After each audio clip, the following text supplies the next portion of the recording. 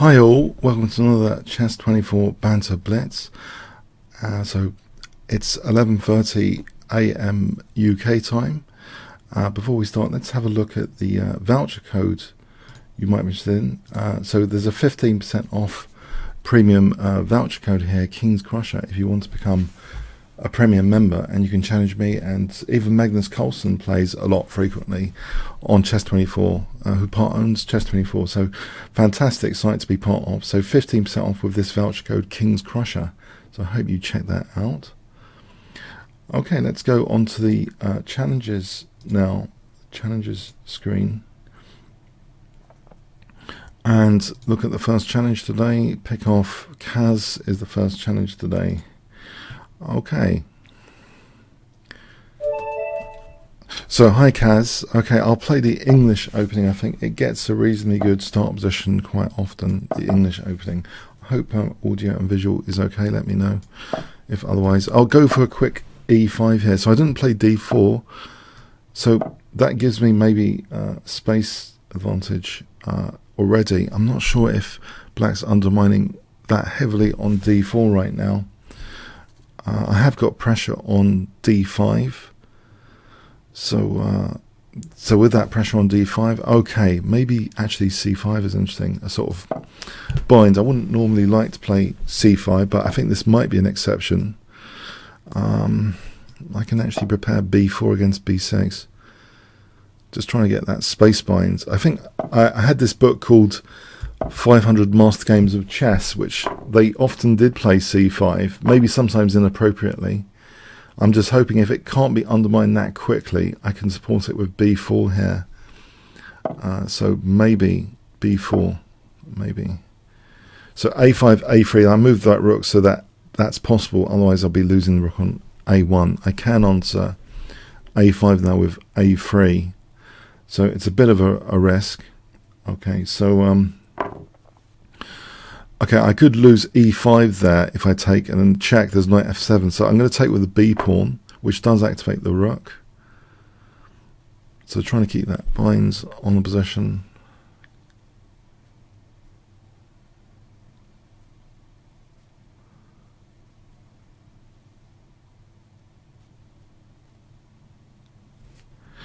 Okay, so knight f3 and bishop d3 may be very interesting.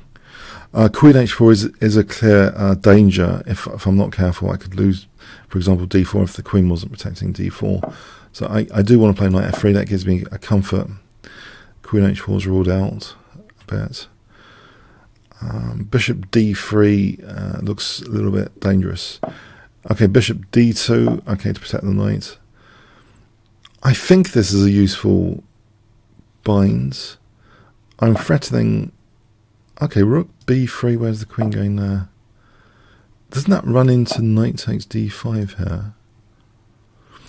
I guess there's queen takes a2, then knight c7 check. Another way of playing this might be queen b1. Hitting, it's not hitting the knight, that's protected.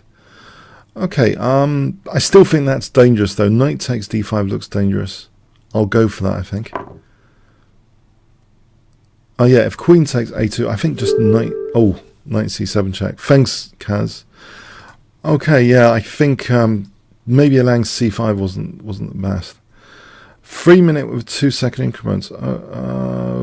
Okay, I don't know about increments games, but okay, we'll give it a go on this occasion. I hope this doesn't overrun like more than 10 minutes. It's 11:33 now. It's a good experiment as well.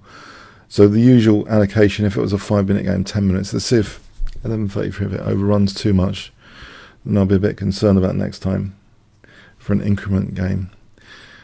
Okay, is white ready? 1 elephant, 2 elephants, 3 elephants, 4 elephants, 5 elephants, 6 elephants, 7 elephants, 8 elephants, 9 elephants, 10 elephants. Okay, I was a bit concerned about the increment anyway. I ideally like just simple time limit constraints. Olaf. So, hi Olaf.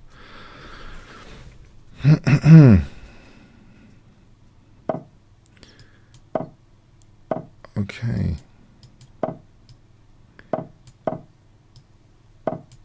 So a king's engine. Let's go with e5 here.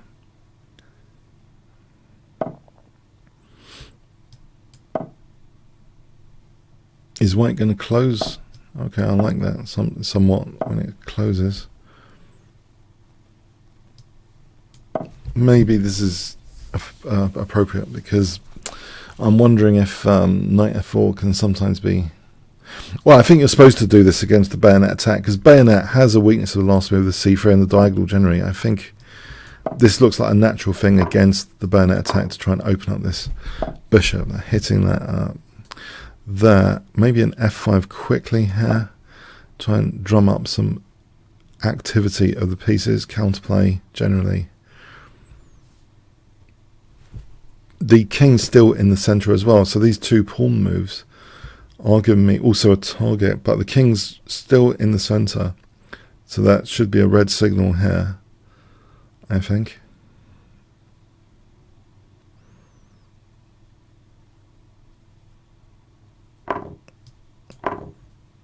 For white, that's danger signal, rather a danger signal. I think the king's still in the center, but yeah, is my king under fire? I guess I could take... Oh, I can't take on c3, that's illegal. I can play f takes and knight f5.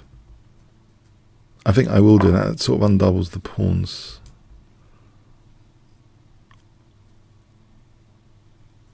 Okay, it's not pleasant to have a pinned piece, but where is the white king living here in this position? So say knight takes e4, knight f5.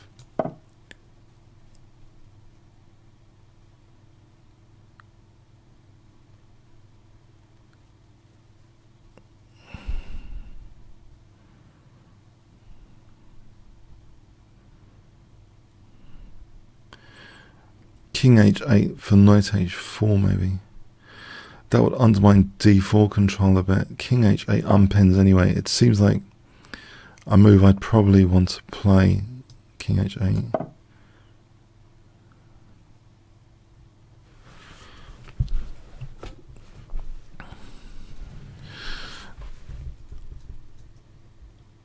So what's happening here? Knight h4, I can end up protecting h7 more easily than knight d4. I think knight h4 is the way to go. So my queen's protecting h7 against that battery.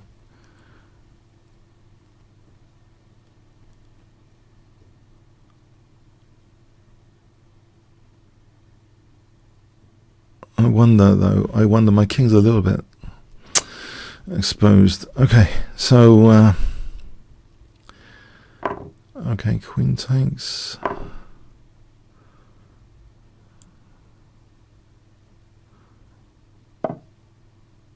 Alright.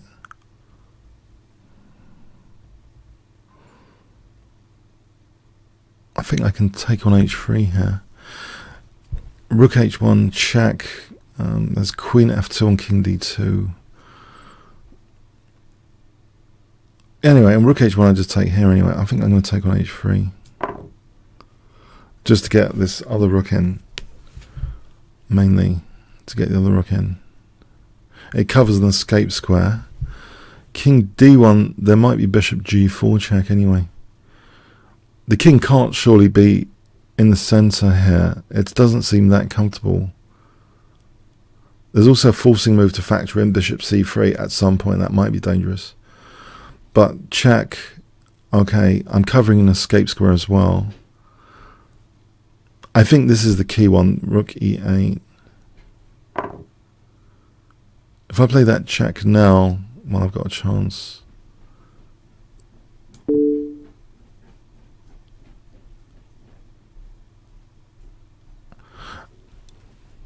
Okay, there is, if I was looking at forcing moves, queen h5, bishop e2, f3, I don't think it does that much, so I think I will take at the moment. It looks dangerous for queen. Okay, I thought there were some dangers there.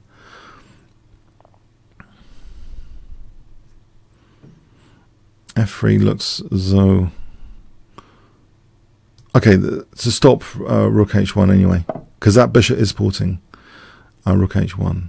This might have a benefit in its own right. It means maybe queen h4 hits the bishop, and okay, that's dangerous as well. If bishop d3, then there might be rook e2. Okay, queen h4 hits f2 and e4. There isn't rook h1 just yet. I think I'll do this for a moment, just to hit the bishop, and that hits the bishop. And queen f2 is a double attack on the rook and the bishop. If bishop f3, in fact, that bishop seems awkward here. Bishop f5, okay, is that a challenge? Right, the bishop's just dropping here.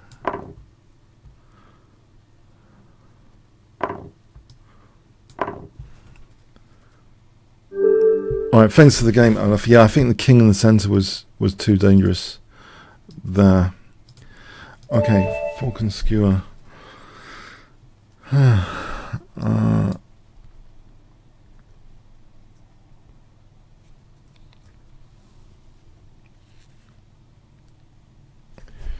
I'll just hang on for a moment. I'm just gonna windscreen wipe on the microphone. Okay, slots out, slots back in, slots out. Need to get this fixed.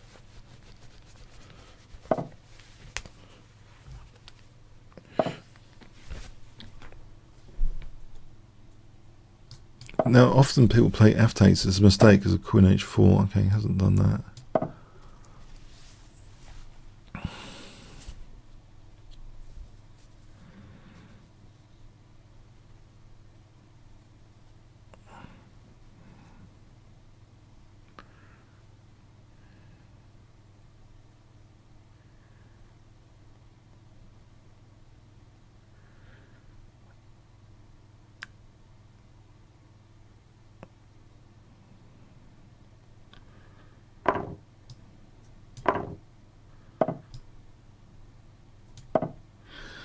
Okay, I'm making it into a sort of gambit. It's a bit dodgy, actually. I don't really know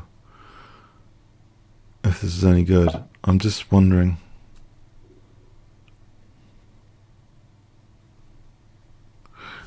If I took here, maybe that's the safest. If castling check and I pick up the bishop. I just had this idea, bishop g4, he could take it, then maybe knight g5 check. Oh. What's this? Knight g5, I can take that now, because that ef, that does facilitate queen takes g5. Okay.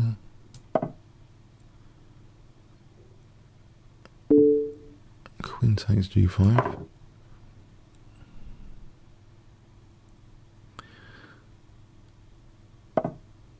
I can play the check for bishop e3 if nothing else. There might be something better than bishop e3, but bishop g4, maybe bishop g4 to start off. Get a tempo, get some pieces developed.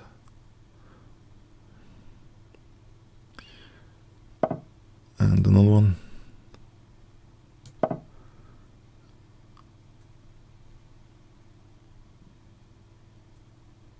I think queen d2, bishop e3, it looks like the king's gambit has gone wrong slightly compared to the romantic brilliancies of the past with the king's gambit. I think it's gone slightly wrong here. Okay, I can get the queens off, which is not a good sign usually for the king's gambit here. Decentralize there for a moment, that rook. I think the bishop can come back to e7 soon if needed. Or knight d4.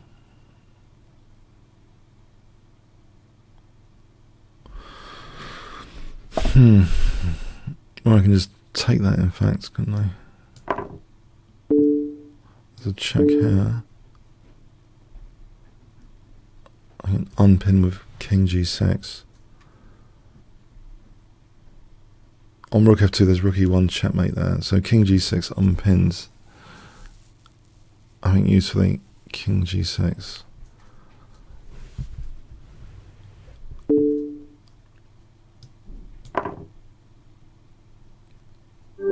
Okay, thanks to the game, Paul Skewer. Okay, let's talk Medita. Let's play the English opening.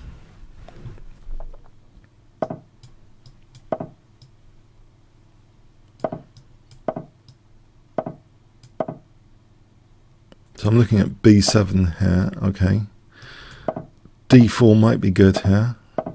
Okay, this might be good to get the f4 square, I think, or the e pawn. I thought d5 was going to be played. Okay, it was a 3-minute game. Okay, a target on d5. I think I will be greedy and take that. It is a centre pawn after all. Okay, and maybe take this and protect that. Hoping this is going to be promising. Soon I can probably put the bishop on the a3 to f8 diagonal. So b3 and bishop a3 is probably handy. Rook c1 is probably handy. Queen c2, queen c7 gives rise to bishop e7. Oh, there is rook c8 there. Okay, rook c8. Oh, there was also that. Alright, I'll try and bounce back to f4 to try and defend the king a bit. So queen f4 might be handy. Or there's an immediate, maybe there's an immediate bishop e7 being threatened. Bishop e7, I guess there's queen h6. I don't need the hassle, 2 pawns up. I think I'll try and keep things simple.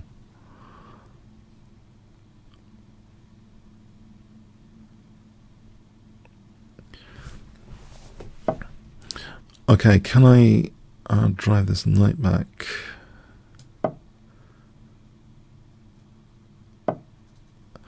And put the queen here, I think. Looks like a nice diagonal. Oh, bishop e7 if I want to double the pawns and simplify. Bishop e7. Simplify a bit more to take out this knight. Oh, the rook, okay.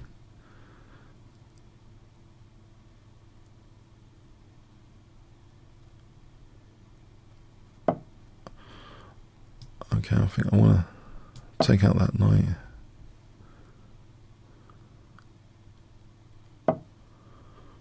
And g4 here.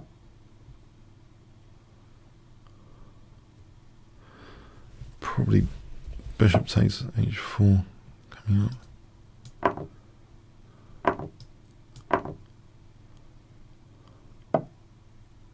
Take this guy.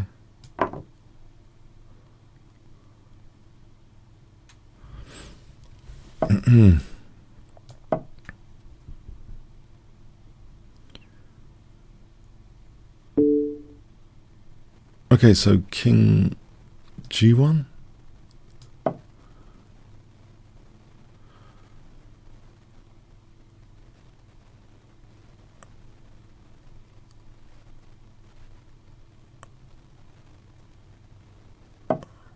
So bishop g3 gives rise to rook c7, okay, which gives rise to bishop e5, I think, here. Okay, rook g6 could be an issue. It's a fast and furious game. I could just simplify, actually. I just realised I can just simplify with bishop e5 at the end of this. Oh. Okay, I'll pin there. Or get ready for rook g6 check. Alright, rook g8 and rook h8.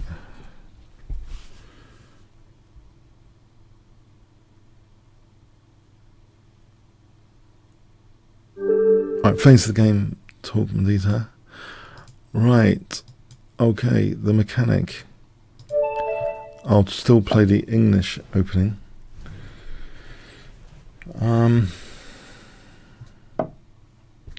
Okay, so bishop g2, e3, d4. Looks like a standard plan against this. Oh, we've had this before. Maybe I'm okay here. I seem to be okay with this position anyway. I'm just wondering about it is d4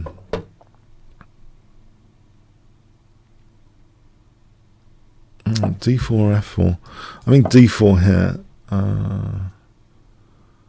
I think knight f4 is nice to get dark square bishop, or plate h4. Okay, maybe e takes here. E takes or g takes. Maybe on this occasion, maybe g takes. Just rule out knight g4. Bishop b4 could be handy.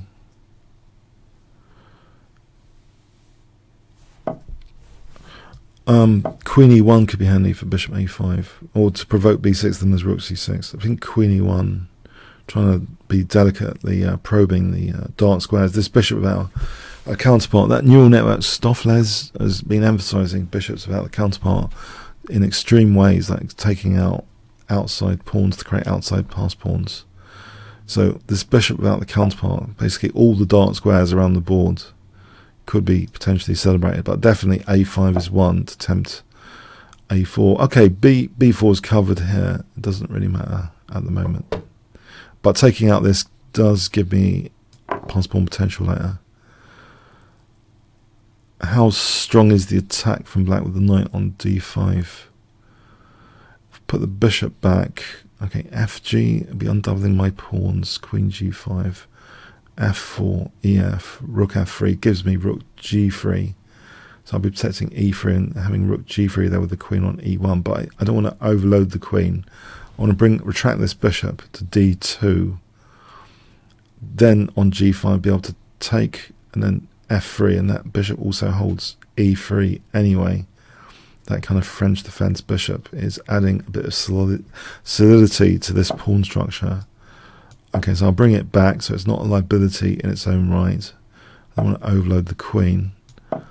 Now this g5, okay, if I play f3 here, that gives my queen h4 access. The diagonal is potentially going to be weak, but how would I tap into that with this blockader on d5? It's very difficult, it seems, at the moment.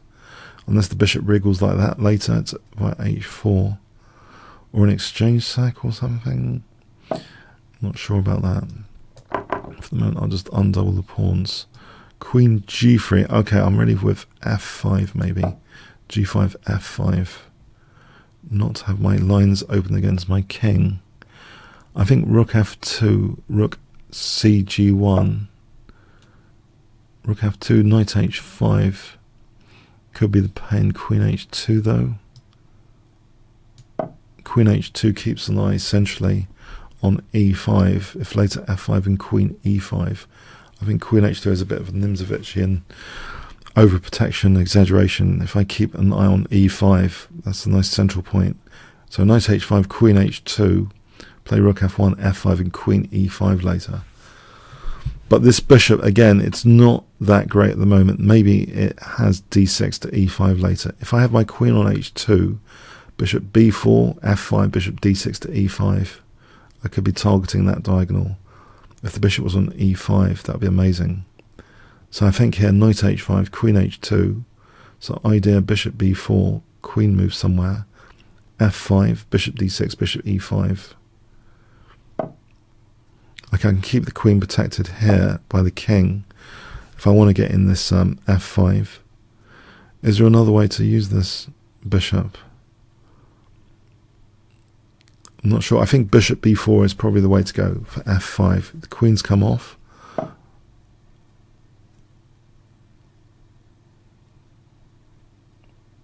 I'll go with this plan. So g5, f5, looking forward to bishop d6 to e5. And there is g4, that could be dangerous. Alright, let's see how this goes here. f5 here, offering exchange of queens. Alright, getting rid of the queens, putting the bishop on e5. I'll drop e3. That's a bit of a technicality. So I drop e3. f6 might be dangerous. gf, rook f6, king g8. That's rook h6, king h7. I don't want to drop e3. Okay, let's protect this. So I want probably bishop e5. Probably, oh, there's knight d7 though. It doesn't look that lucrative with knight d7, to be honest. Okay. Knight d7. Okay, the bishop goes somewhere else. Maybe to d6. Just sits around on d6 for a moment. On knight d7, bishop d6. Right, can I use this g file? If I put my bishop on e2, then I can double the rooks. Rook g1, rook g2. That eyes h5 as well. Okay, there's a convergence against g7, the common sort of cooperating square. If I double the rooks, maybe rook g6 as well for something like rook f6 later. I think my plan is to double the rooks here now. And then play rook g6. So rook g7 is also threatened tactically for bishop f6. Rook g7 for bishop f6 nearly works. Okay, rook g6. This is getting dangerous. The knight moves rook h6's mate, that pin pawn. Alright, if I just keep the pressure for a moment, let's see what black's doing there.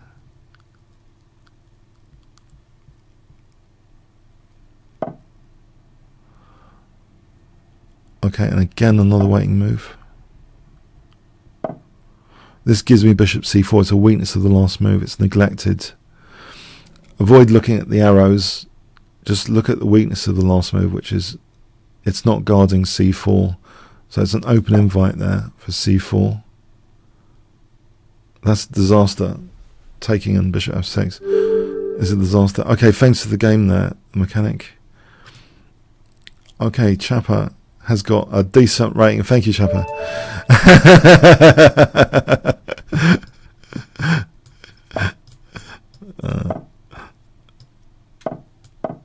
So if you remember last episode, Chapper was about 1400.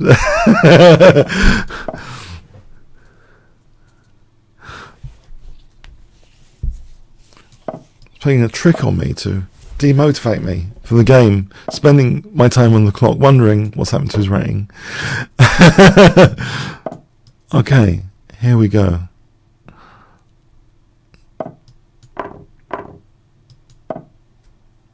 Knight d7.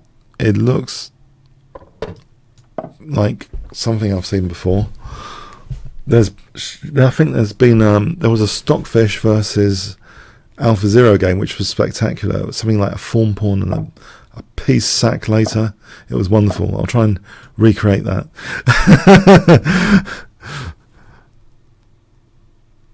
Maybe bishop d4 and knight g3 is fun. So f4, bishop d4, knight f2. Knight g3 is possible there. So if hg, hg. That's dangerous. The dark squares are generally quite dangerous here. So if we look at f4, bishop d4, knight f2, knight g3. I think Mikhail Tal in the Benoni positions, all the dark squares, very dangerous when Mikhail Tal's playing the Benoni. So knight g3, I'm in the spirit of Tal, I think, a little bit at least. So knight g3, so I'm going to be playing on the dark squares here.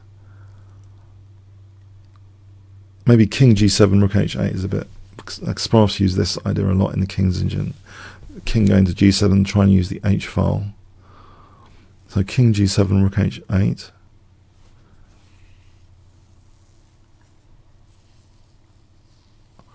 On rook e1, okay, what happens? How do I push forward on rook e1? I can undermine dark squares with g5 to give me e5 more. But I think I'm attracted to king g7 and rook h8 just to be ready for the h file. So king g7 and rook h8.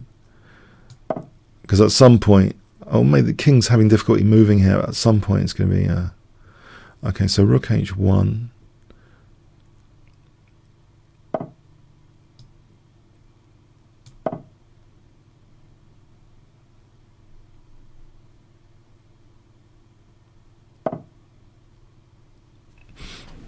Right, I can keep my bishop there by taking on e2. That's probably a way to do it here. Keep the bishop. And play knight f6. Maybe knight h5 later for another knight g3. So knight f6, to start calculating this. Knight f6, e5. Knight h5. e6 might be scary. E6 might be scary.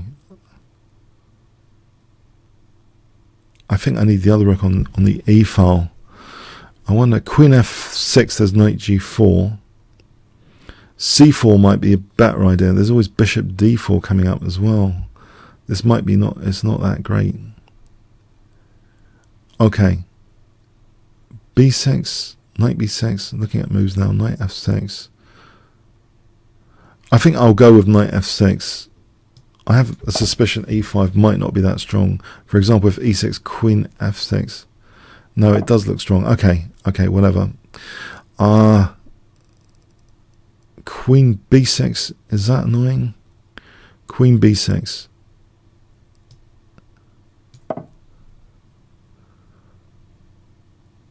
When I say annoying, that doesn't seem like a very theoretical thing to say annoying, but I've heard that before recently. It's not always my personal preference to find an annoying move. I want a theoretically solid move. So bishop d7. But I'm thinking e5, there's knight h5. Now here, again, for a knight g3 idea, but I want to get this rook here to dissuade e5. Okay, now, knight g3 check might come into its own at some point. How would I actually... There's queen d8 to h4 as a pivot. So if I ever got a pawn pawn there, there's queen d8 for rook h1, queen h4, queen h2, queen h1 mating. Do I start off with queen d8 or do I play knight g3 immediately? Would he actually give me a pawn? Would it be eliminated? I don't know if it is eliminated that quickly. So knight g3 takes queen d8. There's no way of hitting g3. I think I'll go with that.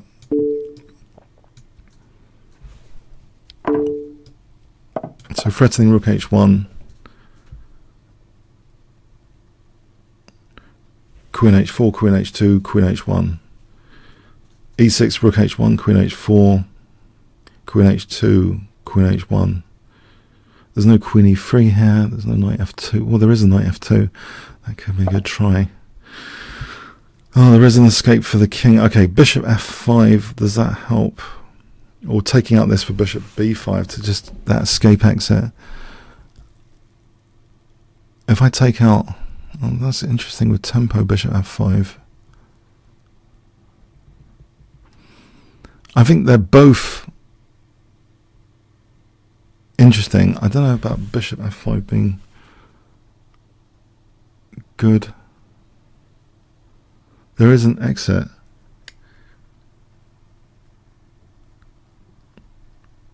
I think this diagonal... I don't know now. At least it... Oh, don't know. It's got takes and... Oh, e6. Okay, it's gonna be interesting.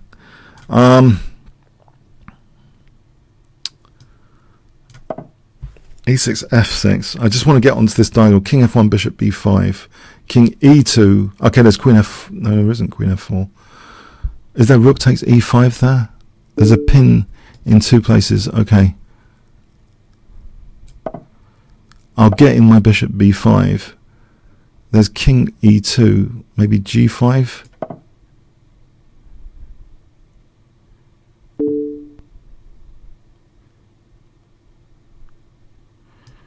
This is getting a bit scary. King e2, g5. There's rook h5 for rook e5.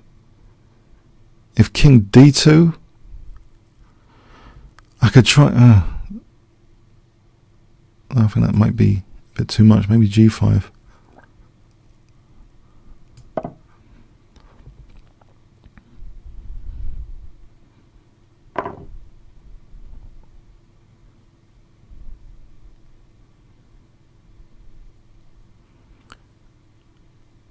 Oh, okay, that is kind of...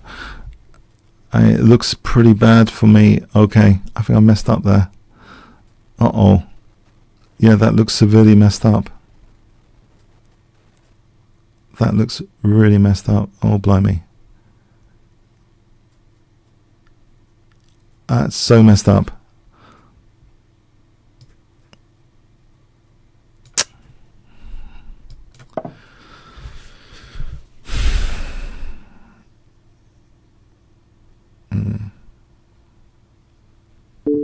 Yeah.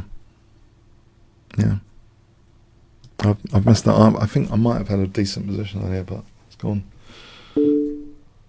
Well played. Let's have a quick... I suspect I had a decent position. Let's see, in another universe.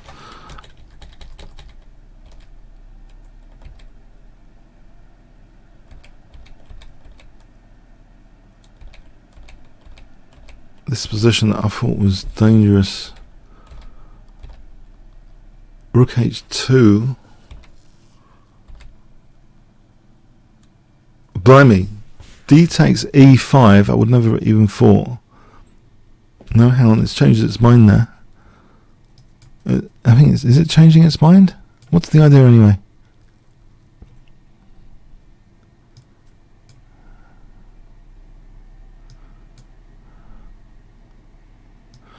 Oh, it's a tempo to double the rooks.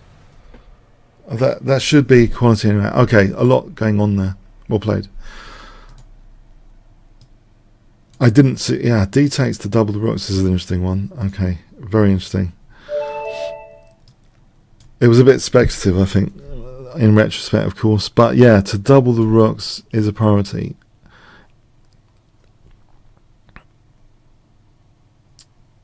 I think the king exit was good, making way for the king, and the counterattack was really good. It was refuted.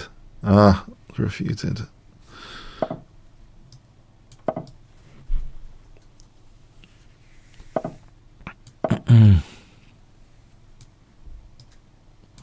So tangoing here.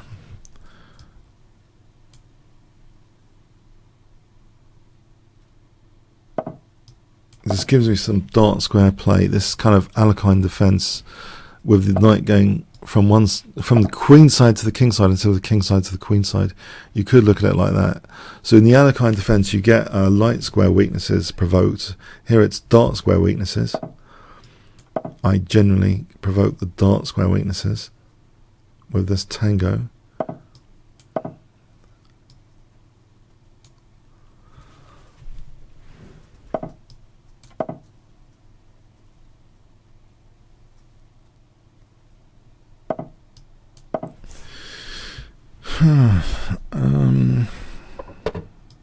Can I go for that h3 instead of castling?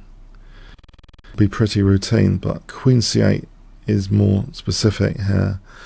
I think king at h2, maybe h5.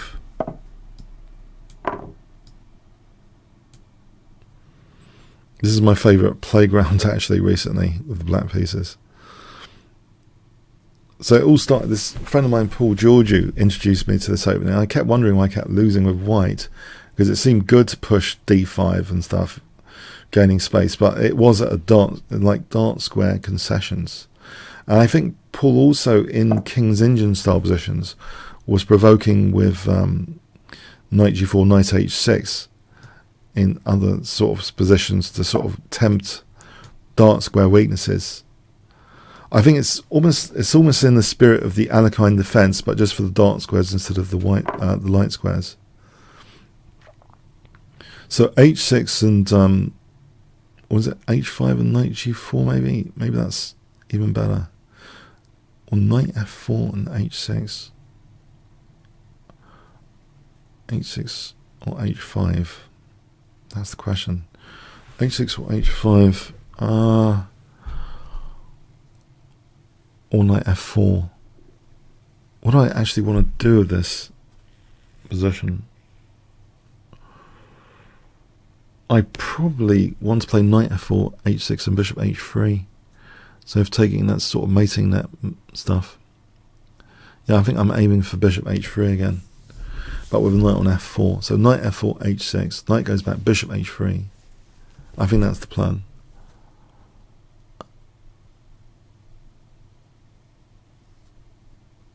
h6, knight f4. Oh, here the knights. Where's the knight going after this? Bonuses here, bishop h3 anyway now.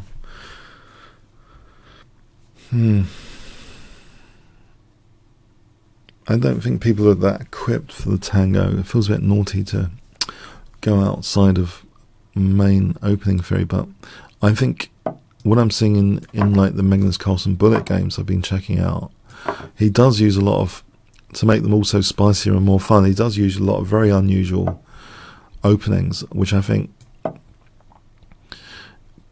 in Blitz is just lethal. I think people end up, even IMs and GMs, they end up doing weaknesses of the last move with a lot greater frequency than, say, Blitz time control. If you go to bullet, weakness of the last move is an absolute killer. Yeah.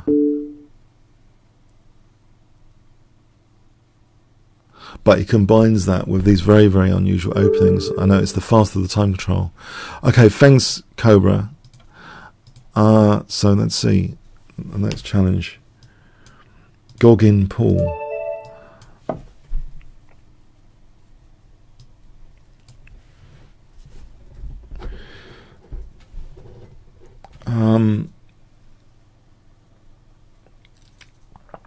Yeah, some crazy fun stuff. I think that's the beautiful layered texture of the game, actually, that there are a lot of perks for the faster time controls to have a lot of weirder and wackier, not just opening variations, but ideas tested just very easily without too much penalty. Yeah, I've been checking out stuff there, even at that time control, for Magnus Carlsen recently. It's quite fascinating. Okay, so we've got a sort of Dutch defense, and is here, okay, it's a sort of classical setup. Ginger GM repertoire.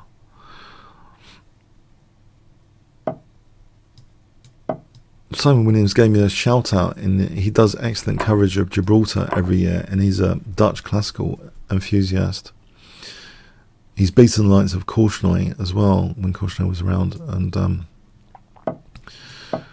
yeah, I remember he was also very good at the English opening very early on in his career. And we had one or two encounters, actually. I think I might have actually beaten him once, and then later he was much stronger and crushed me.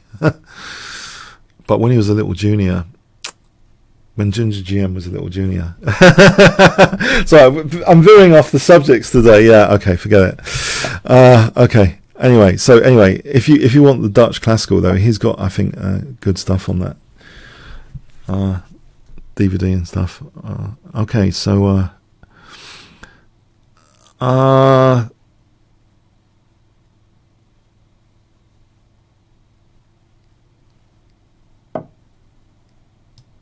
okay, so E3, knight F3, knight D3.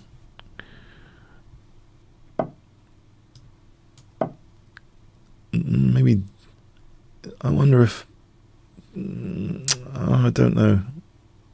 I don't know what squares to go for just yet. I wonder if, I am wondering if DC, knight F4 is any good. What about nudging this knight? If I play F3 here, can I nudge the knight?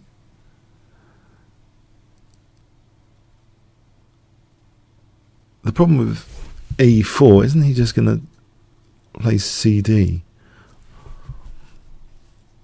Fascinating.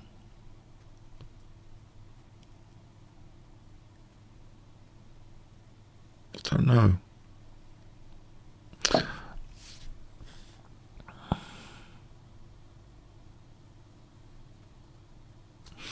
don't really know if e4 does anything. What if I just double the rooks? That seems a safer, less committal thing. If I double the rooks, okay, I've got to worry about f3 now on bishop b7. Okay, if I kick this knight, I'm creating weaknesses. I can't have everything. Now this, and then dc. Try and do something with the d file. Or knight f4. Try and do something with this d file.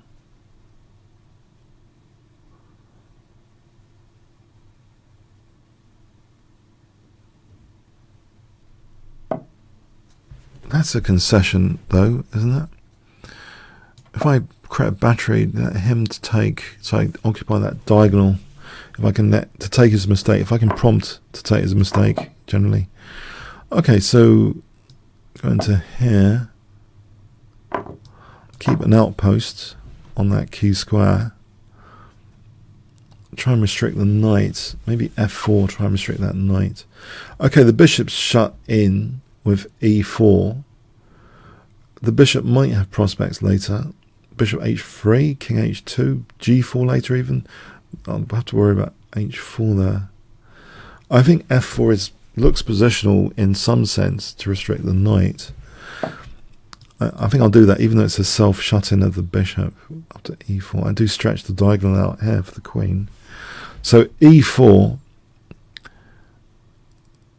maybe king f2 and h5, or king f2, rook h1 for h5. Maybe that's more effective than h5 immediately. Just king f2, rook h1. Trying to prompt maybe h5. Would that give anything? It locks down g4. Locks down h5 as well. If that's really the case, what about h5 immediately? Because on e4, king f2, there's h5 with a lockdown. If I played h5 immediately, what about g5? Okay, I'm going to test this. I'm going to do king f2, maybe hoping h5 isn't played.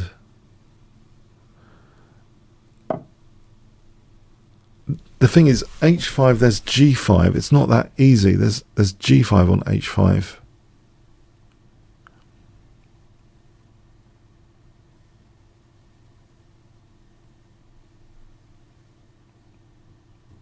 a3 and b4. I've noticed also I've got a pawn majority over here. What about a3 and b4?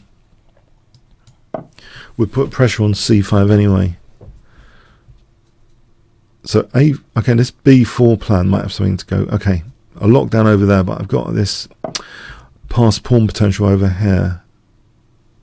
Oh, the knight can also. Okay, I can play bishop f3 or something, bishop e2 to hold g4 against knight h6 to g4.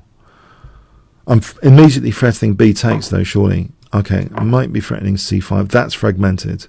c5 looks dangerous. Is c5 dangerous?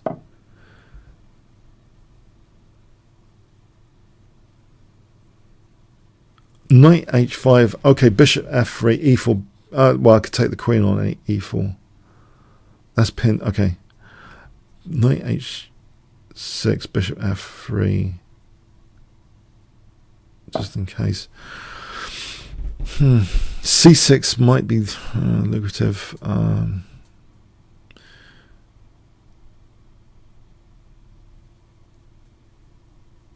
don't know if that's double edged. I'm going to go with this just for a moment.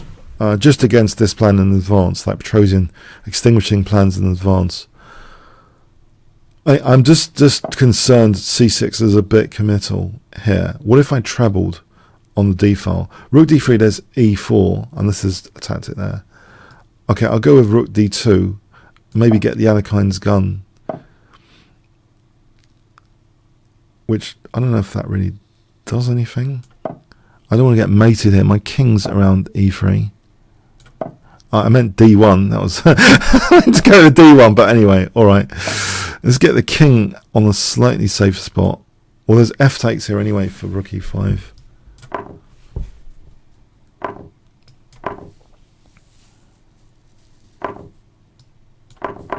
So the Alekhine's gone.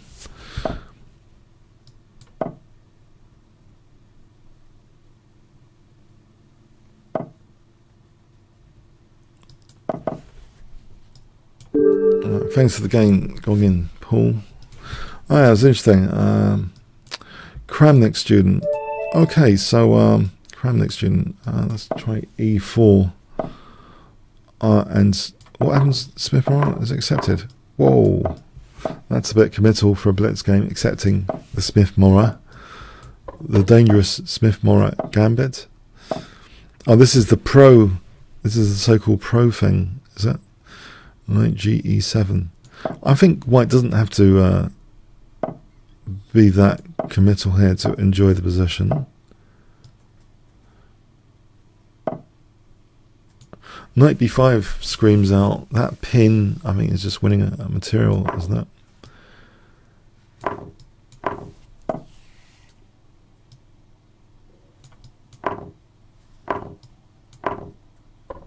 Right, so queen, say queen d2, I think looks good, just to double the rooks.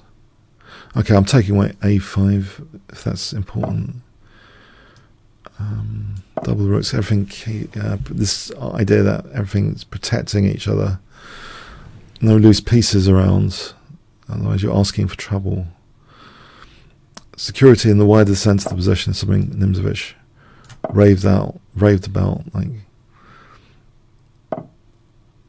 so just keeping things protected is kind of Nimzovichian, keeping everything protected, sort of form of prophylaxis before any tactical disasters happen that easily, especially in blitz. So I wonder bishop b6 to a5 or bishop b6 to c7,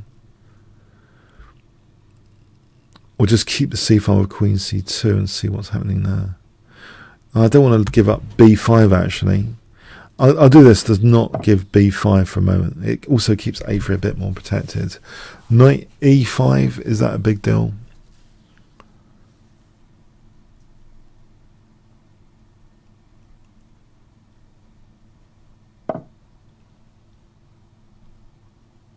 I play bishop d4 here. Oh, there might be knight f4. Okay, knight f4, maybe queen d2. e5 I want, type 1 decision, permanently weakening d5, committal, type 1 type decision, e5.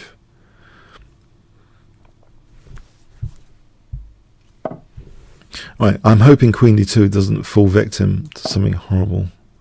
Bishop d4, not queen d4 because knight e2 check, but knight d4. That is a type 1 decision prompted, committal pawn move. d5 is a central square to compromise, more important than a lot of other squares usually. So d5 compromised. But if I do this, I'm liberating the bishop. I'm going to keep the opponent's pieces contained as another form of prophylaxis, keeping the opponent sort of contained structurally, the pieces within the pawn structure. So let's see, trying to keep this bishop contained. That's something neural networks like doing. So knight g6, rook d3. By the way, I don't know if any of you have seen Ex Machina. I saw that last night for the first time. It is a sci-fi classic. Have any of you seen Ex Machina, about neural network sort of AI? I don't know if they didn't actually mention it was. It must have been neural network based. But yeah, I think they're offering a lot to our chess understanding the neural networks at the moment. But Ex Machina, I think, is a classic sci-fi film. I think it's a must-see now, I'm convinced. Okay, I mean, I've seen it now. I'm happy I've seen it. So rook here. Oh, there's rook a3. On rook c7. This could get tricky. No, I'll be winning the bishop. So rook c3, rook a3, rook c7. I think I'm winning the bishop. Okay, I'll go with this. I think I want to use d5, queen d5. No. He can do this. I haven't got c7. He can do that. Okay, I'm falling apart here. Okay, taking queen d5. I'm falling apart. I've got the b pawn.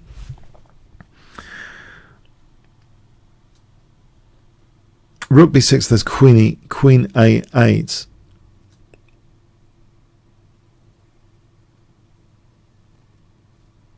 On queen a7, there's rook d6 perhaps. But queen a8 I can't refute. I think the simplest might be to try and do this and queen d5, which isn't ideal, definitely far from ideal. I've got a passed b pawn to play with in the endgame though. If the queens come off, if they don't come off, that queen's good on d5 surely.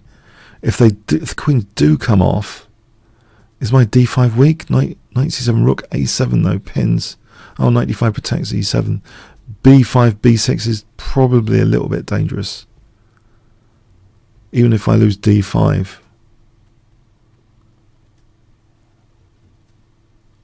Alright, I'm wondering now if rook a7 is going to be... Oh, I don't like that. Can I use the pawn without being mated here with b5, b6, b7? That's the question. The queen on d5, it looks like it's having a good time. There's rook a2 as well if needed to kick this queen off my second rank. I think the pawn could be good. b6, b7, rook a8. I'm hoping this pawn is good. Knight c5, bishop c5, dc. I have rook a8 there, pinning the rook. I can drag the queen, the pawn to queen. The queen's still on the diagonal. I can make it a pass c pawn instead with queen c6 maybe. If queen b2, rook a7. If d5, rook a7. Okay, I'll try and make it a pass c pawn instead, which I still think is okay, and it's a forcing move. Queen c6. So I'm trying to limit the opponent's options. Queen c6 hits the queen. Pass c pawn, d5 hits the rook. Rook a7.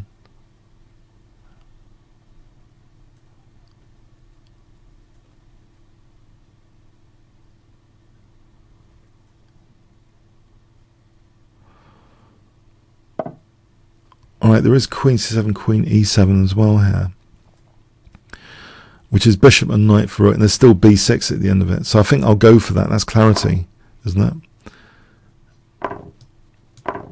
There's a bit of clarity. There's also knight e5 if needed here for that pin. But I think the principle is b6, more principled move, b6.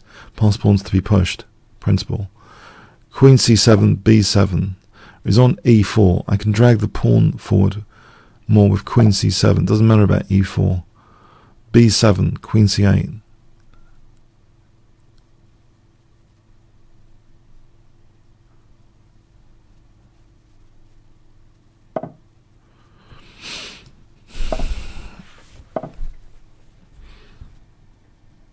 So I play queen c8 here, king f8. There's knight e5 there, the bishop c5 check. Knight e5, what would he do? A threatening knight d7.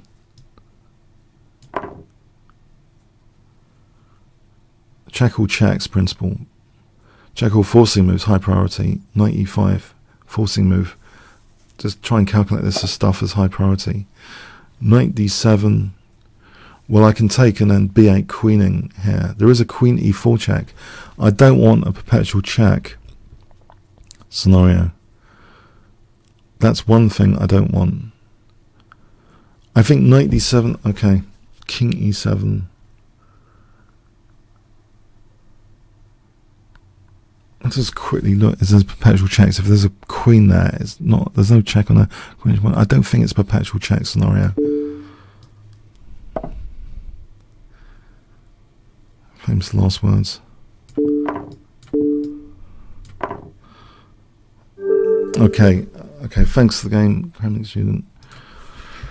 Yeah, that was an interesting one. Okay, I just want the standard time limit, please. Challenges. Okay.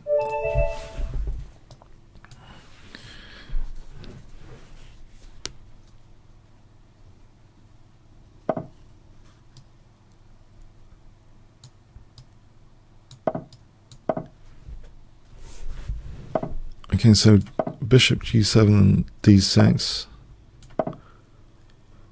And how is he on? Bullet's not bad either. Just if we did get to a bullet finish, I'd like to know.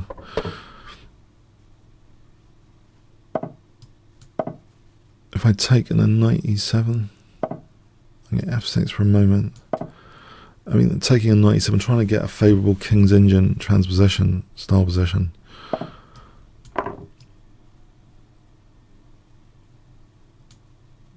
It's not automatically recapturing here. That's very interesting.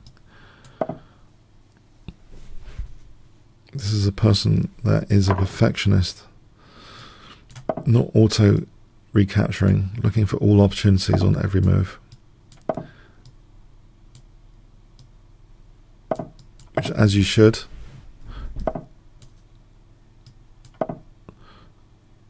If time permits, that trade-off, time on the clock versus scientific perfection.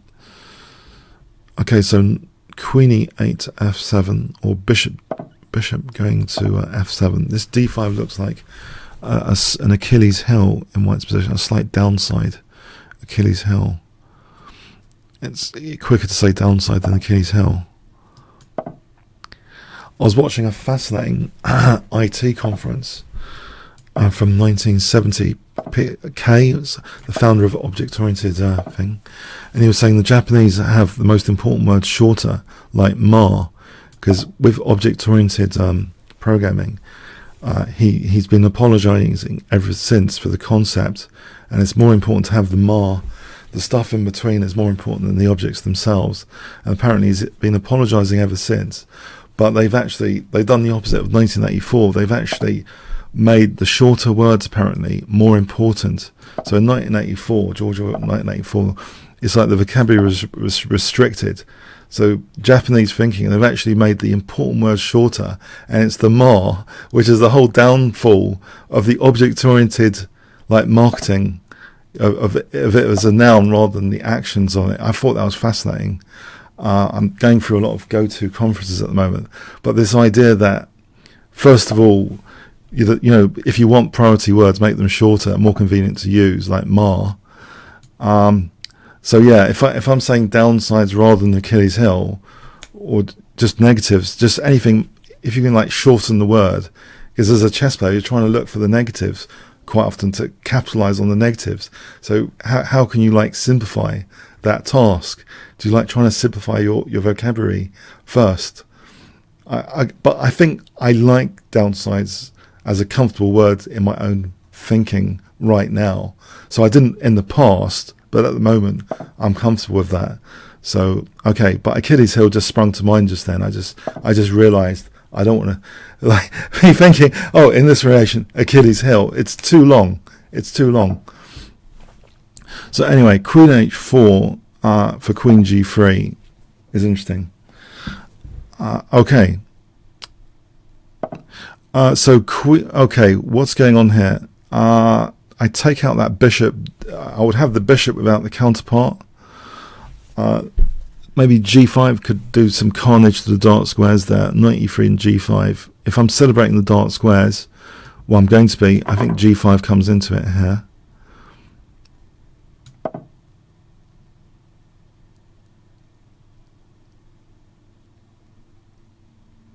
I think in chess, what we've done with opening theory is the equivalent of selling all the noun and verbs, like all these weird and wonderful nouns and verbs. He's been a lot of the speakers actually talk about that. If it's like we're selling opening theory, we don't sell middle game like theories that much, because there's endless enough openings to sell basically with books and DVDs. So don't give anyone any fundamental knowledge. Whatever you do, don't give them anything actually useful and time insensitive. Just talk about openings, the latest openings. But that used to be. I used to myself get a lot of these opening trends books and opening books. But my preference is beefing up, if I can, the middle game. Am I actually dropping f5 here? Okay, I am, aren't I? Too much chat. I'm dropping f5. That's just great. I found a way to drop f5 tactically. That's just fantastic. Okay. Let's try and do this. I think this is the lesser evil move. So GH, bishop H6.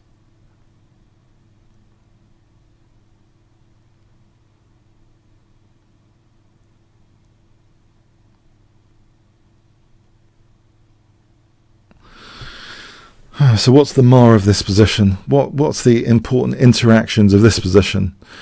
I think for me at the moment, I would say my dark square bishop without a counterpart from a Stoflays perspective. If Stoflays was playing this position, I think it would think about B2 or something, or A5, because it's on a dark square. It's the bishop to celebrate. So as well as the literal where I'm attacking, it's the other subtle places. Dark squares could be important. Okay, here queen takes G5. Okay, now queen F6 runs into G4, or does it? Queen H4, GF. That would be losing material for me. I have to have an answer. I don't have an answer. I think it's worse to play Queen H5 because of Knight G3, so I'll go with this lesser evil move. Try and lock down G4. That gives me Bishop H6 anyway. No, I don't want to draw my head on the clock. Bishop H6, practicality. Dark square celebration begins. There is Queen H4 for Bishop E3, which give me two connected passed pawns. Would I want that simplification? Is there a strong blockade on F4 after with Knight F4? Or does D4 drop? G6 drops, King G6, Rook G5, F5 might drop. Still, it is or just win the exchange. If I win the exchange, Knight F4, I've got a bad bishop. I actually prefer the passed pawn potential to being the exchange up. With the dark square bishop, I think I prefer this position than being the exchange up.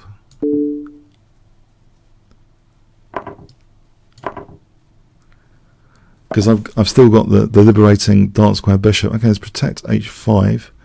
Maybe, so bishop D4 and King G5, two key threats.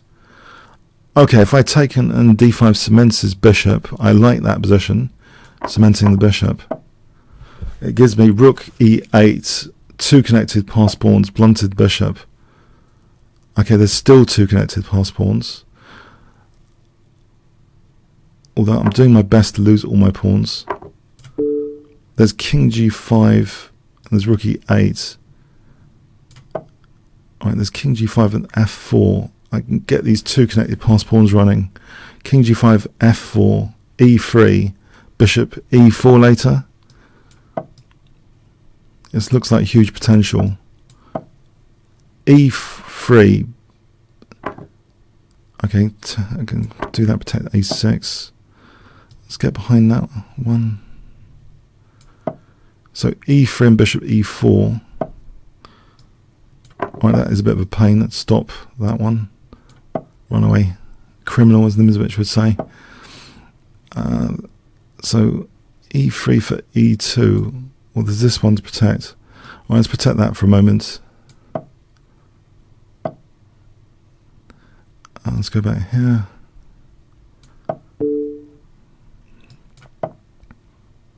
So E3 for E2. Right, that stops A8 usage. E3 for E2.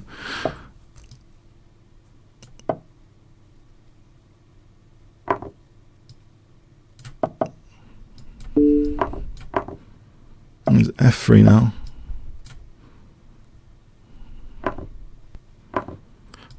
Oh, hang on. Did I just blunder horribly there? Because there's no Rook A6. I think I might have done. Whoops. Oh, what a muppet. It's good he hasn't got any time. Otherwise I would have been in trouble. What a total muppet I am. Seriously, what a total muppet. Okay, I didn't need to mug that up at the end. I think in principle I had a good idea there for the mobile passports. In principle, I would say. Okay, thanks. Chess Cadet.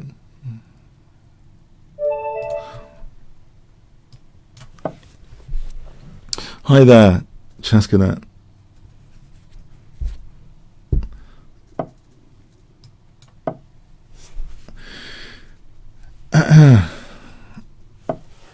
Okay, so E5, is going to be this Vienna game business. That's a passive treatment of the Vienna game, d6. The more critical test, I think, at least equalizes. It's not the most fantastic if black knows what they're doing in the Vienna game. But this is like a sort of softer version of the King's Gambit style positions. Well, not really. Okay, it's okay. Some sort of. I think the Vienna game has a relationship to the King's Gambit. I think it's. Yeah, if you don't want to sacrifice anything, the Vienna game. So, okay.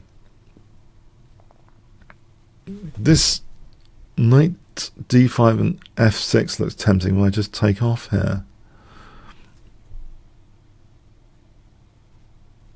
Yeah, I'm just going to do this forcing stuff. f6, get a pawn pawn. Maybe c3 to stop knight d4. Well, okay, how is that knight challenged? Knight b8? But the other thing about this, say he does g6, isn't that solid for black? Okay, I thought the other way would be more solid. I can just put a knight on f5 here. Knight d4 could be a pain. Okay, c3, knight c2, queen g3, king moves, knight f5, knight takes. I think I can stop this knight d4 business. Knight e7, I'd rather take knight f5. Okay, I'll stop the knight d4 business. So I want knight f5 and queen g3. Okay, so knight f5 is the key, I think. And then I can build the rooks behind this. So queen h4, rook f3, rook af1, rook g3. Just build the rooks, build the pressure. Do I need to consider... Okay, I'll look after b3.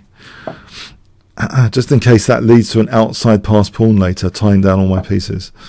Okay, so rook f3, rook a f1. So it's funny that if you see some horror stories about losing a flank pawn, then you might protect them more, I guess. Isn't queen h6 a mate threat here, tactical mating threat? Queen h6 is mating.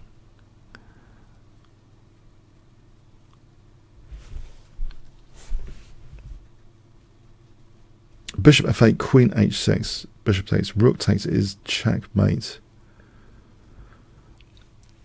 Let's imagine rook h8 as the defense. I think that holds as a defense, but I'm going to bring my other rook to g3.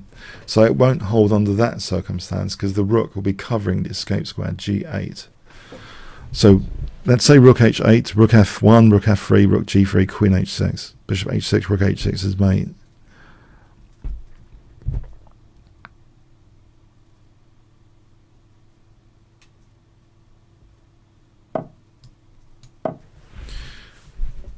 This is good compensation that I have. In fact, am I even a pawn down here? Okay. I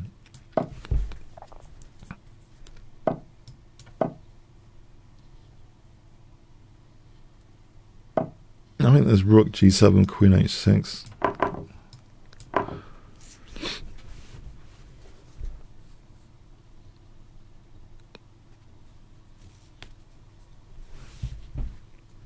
Right, thanks for the game, Chess Cadet. Okay, yeah, that looked a bit dangerous to allow that continuation. Okay, as time goes by,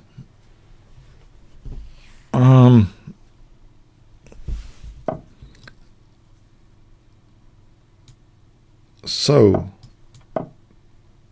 we start with a transposition to a much more familiar opening. I'll play d6 here. That's one of my preferences here. I feel a bit cozier playing d6 and d3, giving back the pawn, minimizing dynamic potential in faster time controls, I believe is practical, because there's you don't want too much complexity when the opponent has the initiative. So giving back pawns like that, I don't mind. In fact, with the bishop on d3, I'm finding bishop g4, does that lead to a time waste with bishop e2? That's an annoying pin, isn't it? Bishop g4. So h3, I mean, there's lots of dark square weaknesses that result if g4. the queen's also a target now on the e file for rook e8 and bishop f8. I'll play on that bishop f8 for the targeting alignment against the queen. Okay, so e4 is a bit of a target. On knight g3, yes. Bishop g6. Okay, can I do a3, a fawn pawn queenside? Just to, I'm sensing something there as well. If I double the rooks here, does it matter about him doubling my pawns? It might do. Can I? Okay, I might be in a bit of bother here.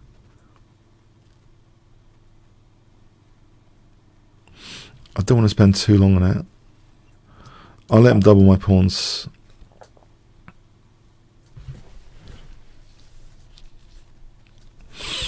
I'm hoping I'm not going to get mated and I can just double or put a bit of pressure on black's position.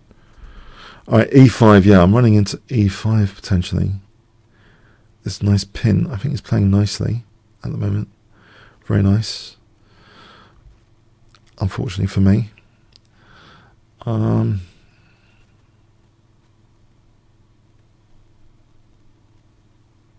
pinned up on both sides of the board.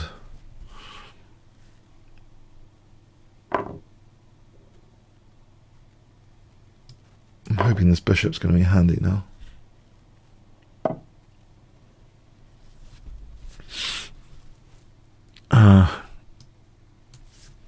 F5 at some point. Bishop h6 to f4 maybe. Creative use of the bishop.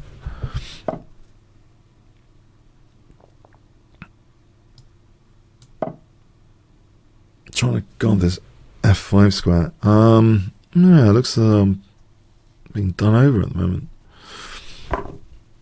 Did I have knight d4? Maybe that would have unpinned. Okay. Okay, can I at least take out this knight to relieve this pressure? If I play bishop f4, rather than condemning the bishop, just swap it off.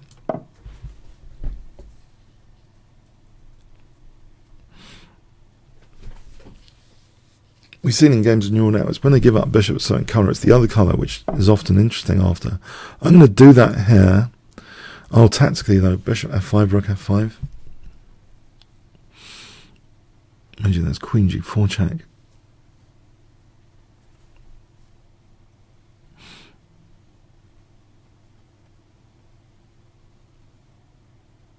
I refuse it. I'm going to take off this guy.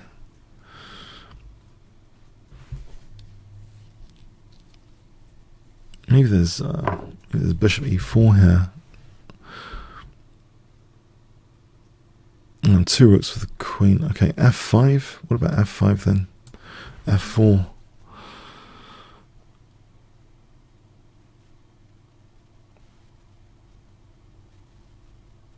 Okay, would he really go for that? I'm going to test it. I'm going to test it because I'm not sure the queen's that bad in that position. I'm not sure against the 2 rooks.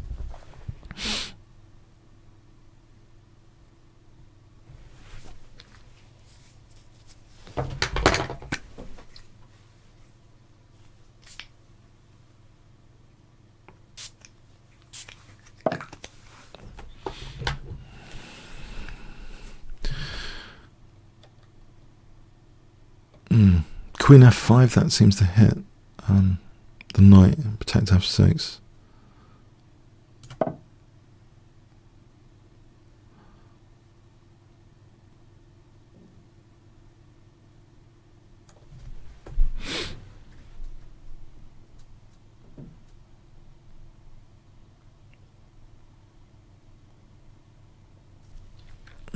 Stinging eyes again. Okay, so queen g6. Queen g6.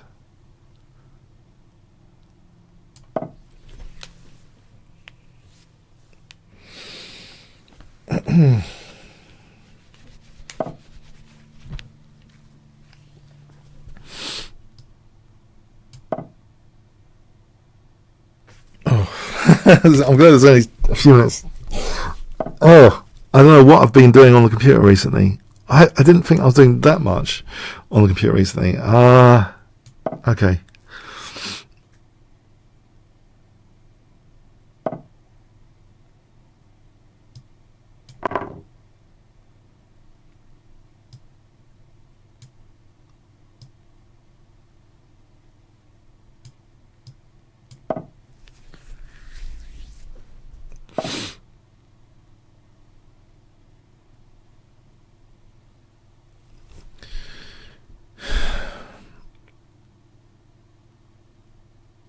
It's a very dangerous position.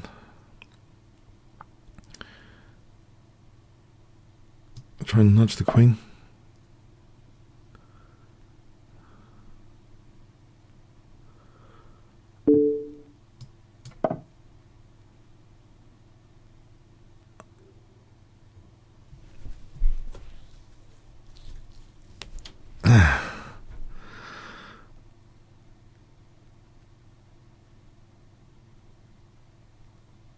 Queen c5, queen f6. There is a check here. Hang on, there's a check here. Alright, thanks for the game as time goes by. Okay, let's do another challenge. I've been calculating too many variations today or something. I think this is a side effect. Calculating too much. Oh, don't remember this last week. Okay. There's not pre-move there.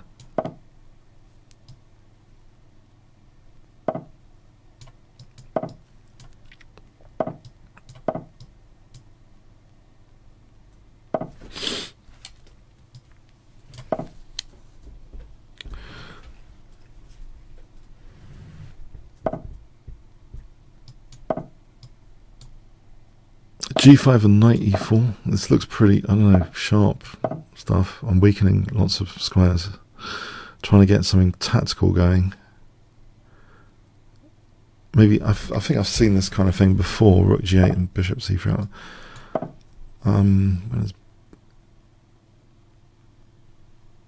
Queen f6. So there's no f5.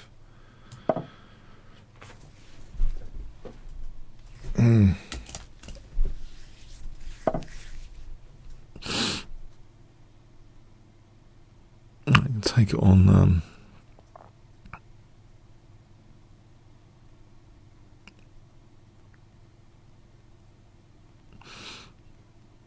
I think knight e5 and then g4 or knight g3. Knight g3 is too dangerous. I think maybe knight e5 and then g4. On queen h5 there's knight f7. This piece is now hanging to queen a4 check. Why don't I, just for a laugh, not lose the bishop on b4? Okay, I'll take that to double the pawns at least. Try and sort out this killer threat, queen h5. Or is it? It's not really a killer threat at the moment. Try and just play g4 here.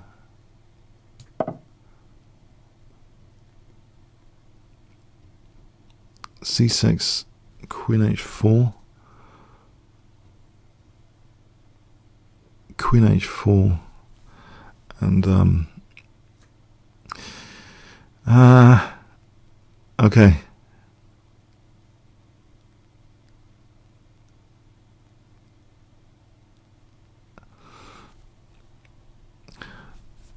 Sometimes it happens to me when I'm playing I don't play so much 30-second chess, but when I used to, yeah, I think I had a big problem towards the end of such tournaments.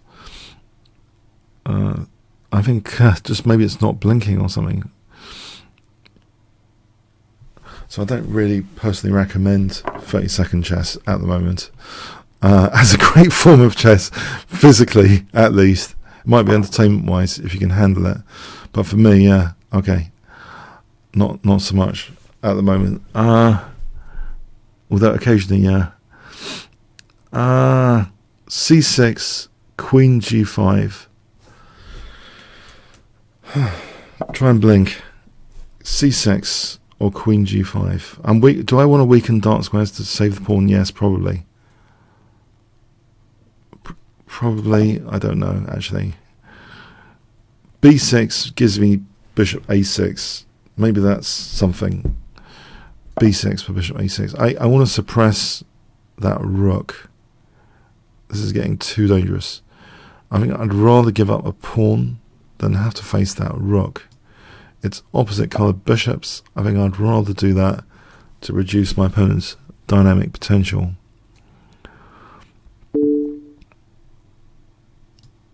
Oh, my pets. Have I just lost an entire rook?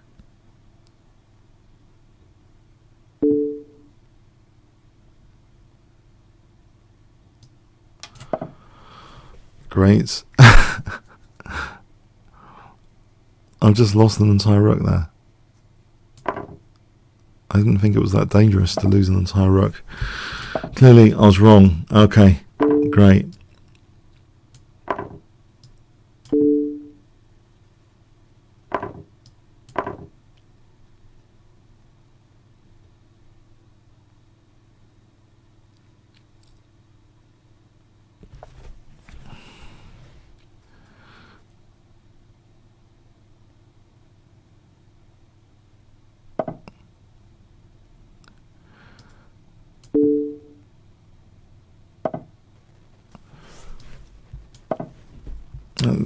Okay, I control the rooks to make sure they have got no entry points that easy in this position. Try and use the pawns over here. Sort of create a fortress style position. Oh, I've just allowed rook f2, have I? I didn't need to allow rook f2 necessarily.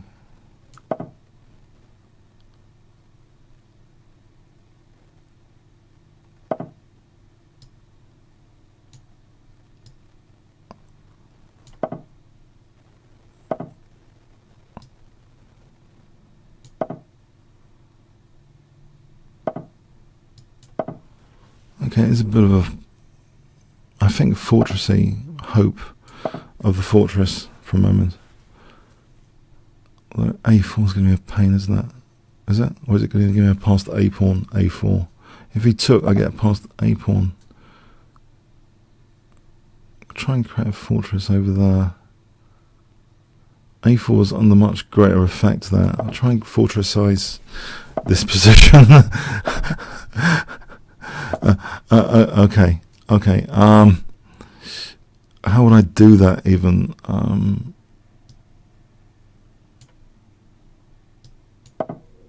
tempting him for rook f2 by playing that. No, he's just going to crash through with rook f6. That's crashing through.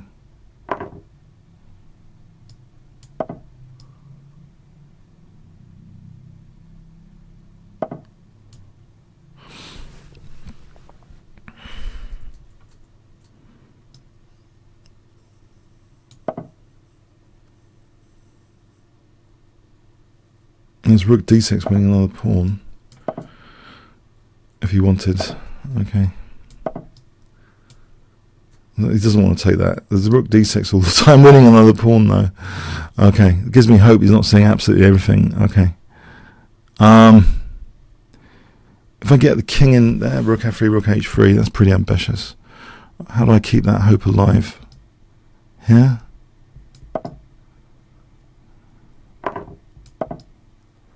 Get the king to g4. Oh no, I'm just getting mated. I'm just getting mated. Oh, he had a mate in one with rook f4, I believe. Okay, I've been sort of let off for a moment. Can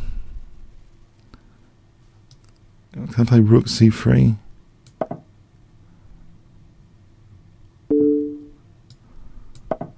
Okay, my king should have been mated by this point.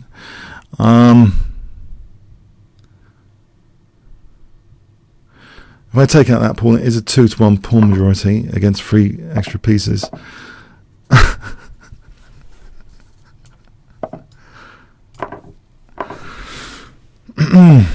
If I could make it a 2-0, it would be much more impressive. 2-0 pawn majority.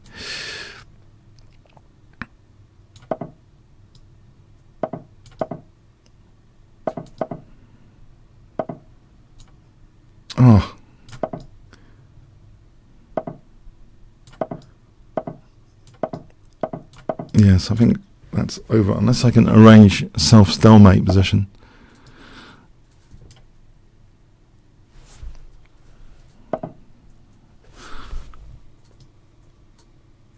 I think it's kind of over.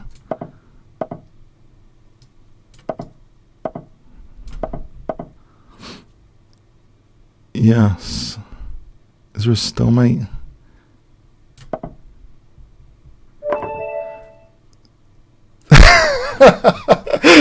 Yeah, because I actually saw a few days ago a composition which was on Reddit for stalemate. I thought, there's no way I'm ever going to need that sort of composition resource. No way. I just thought, hang on.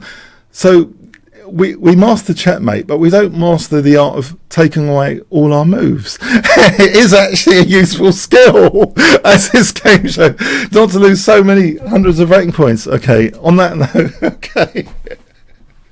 All right. Okay. Thanks very much. Hope you enjoyed today. Yeah, one fun, 10 boring. Okay. And see you next week. Thanks very much.